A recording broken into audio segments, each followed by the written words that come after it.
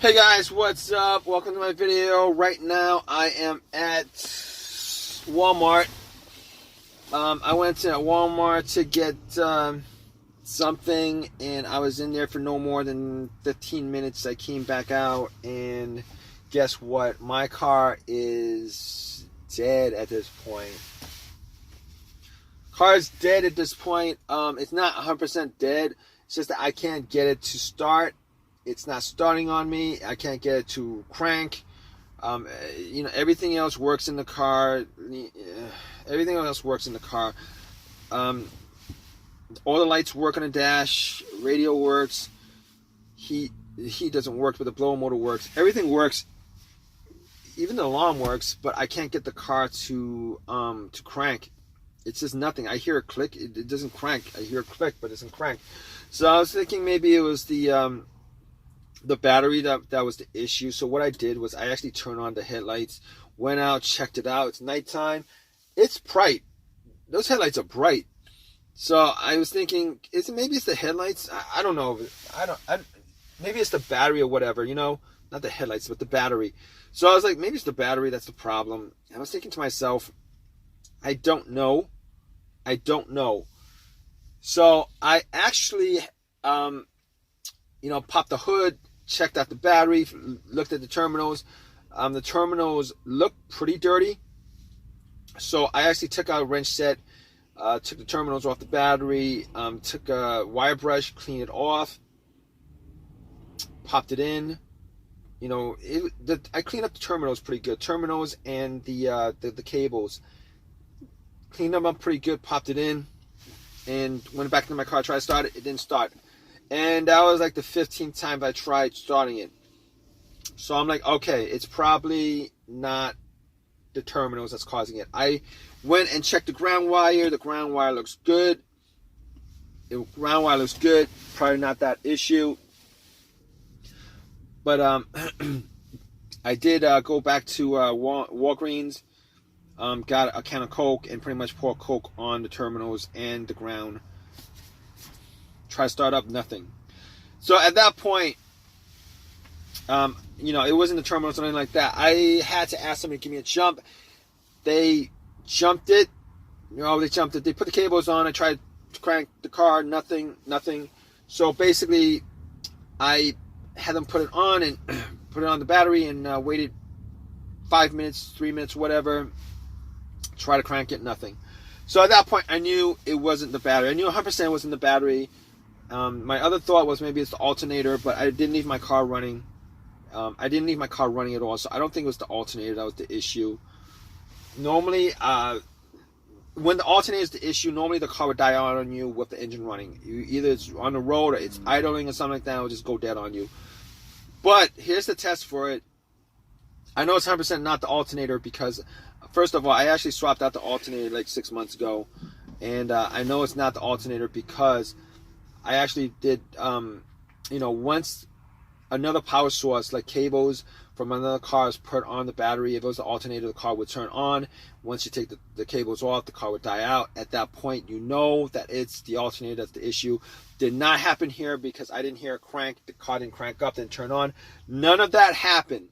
So at that point, I knew for 100% fact that it was not the alternator or the battery or any of the terminals. I could, all that stuff I could eliminate. So at this point, I was thinking to myself, what else could it be? Maybe it's the relays or the fuses. So I went, popped the cover to the fuse box, and I was looking at the fuses. All the fuses looked good. So I checked out the relay to the starter. I was thinking maybe it's the relay to the starter. I was hoping it's a relay to the starter because AutoZone's a couple of blocks. I could just walk a couple of blocks, get the relay, popped it in, not a problem. Even with the fuse, not a problem. Anyway, I actually swapped out the relay from another, that went to another part of the car. I swapped out the relay, whatever that relay is to whatever it was that relaying to. I swapped that out for the starter relay, and nothing happens. I get the same thing, nothing happens. Now, I can't be 100% sure it's not the relay. because, you know, I'm swapping out one relay for another relay. So if the starter relay had issues, I mean, you know, I actually popped in the relay to the other starter, and if they had issues, then, you know, maybe that portion of it was causing it not to start, not the starter. I don't know. Sucks, right, guys? It really sucks. But I can tell 100% it's not a relay. But I mean, I'm like 90% sure it's the relay. It's not the relay. Reason being is that every time I try to crank the car up, I do hear a click. It's just not starting up. I do hear a click. It's just not turning over. It's not cranking. It's not cranking. I do hear a click. Normally, if you hear a click, it means either the relay's working and it's coming from the relay, or the starter motor is clicking. It's just the solenoid and the starter motor is clicking. The starter motor is just not engaging. So I could pretty much rule out the relay. As far as the fuse is concerned, I was looking at the fuses, and I was looking to see whether there was any burnt fuses. Did not see any burnt fuse. But I couldn't test it out 100% because I don't have a fuse tester on me. But here's the thing about that. I've had situations where a fuse had kept my car from running. Not this car, but cars that I've had previously. And none of those actually, were the same symptoms as this car right now. Basically, one of those situations I had was the main fuse died. I was getting no electricity in the car. The main fuse died. I was getting no electricity in the car whatsoever. And it turned out that was the main fuse that connected the battery to the fuse box. Once I swapped that out, the car, everything worked. All electricity worked. Everything works. This is not the case here because, unfortunately, it's not the case here because, I am getting electricity, 100% electricity to everything, including the alarm, the remote. I'm getting electricity to power windows. I'm getting electricity everywhere. So it's not the main fuse. All right. I'm thinking maybe it's a secondary fuse, like a starter fuse or what is fuse to the starter.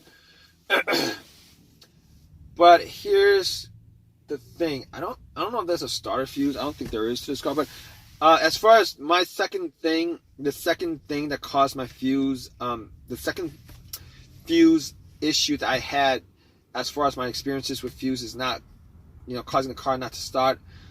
It was a blown fuse either to the fuel pump or to the car's computer. All right, fuel pump or the car's computer. All right, and in that case, it would crank up. Everything works. It would crank up, but it wouldn't turn over. It would crank. It wouldn't turn over. In this case, however, I get no crank whatsoever. Everything works. It's just not cranking at all. So I can just rule that out. That's not the problem here.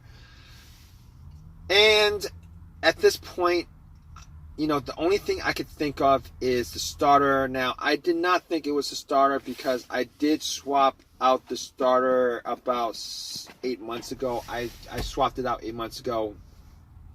I did buy a refurbished starter from AutoZone for $150 instead of a brand new one. I probably put in maybe like 10,000 miles, 10,000 miles on this car, 10,000 miles on the starter since. And I'm just hoping that that's not the case because it would absolutely, I would be annoyed that was the case because I bought a starter that lasted me like for 8 months. But I've been told, I've heard that when they, I didn't want to buy a brand new starter. It's like twice. It's like $300 instead of like $150.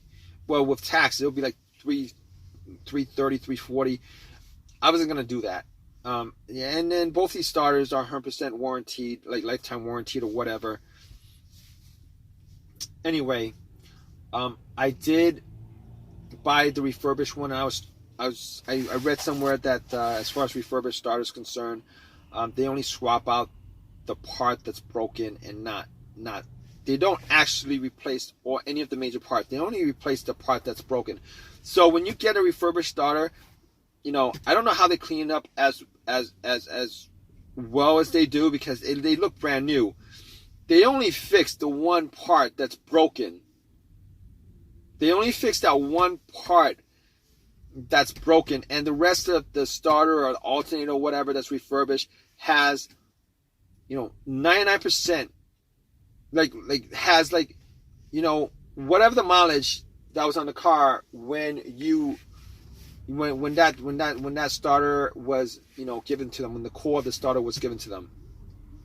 And I'm just hoping that's not the case here, because right now I'm actually waiting for AAA to tow my car.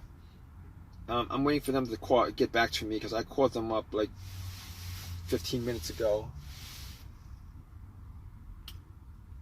And man, this is gonna be a waste of time for me. It really does suck, because I gotta do some other errands and stuff like that. I gotta do a whole bunch of other stuff, and this is just putting a wrench in. All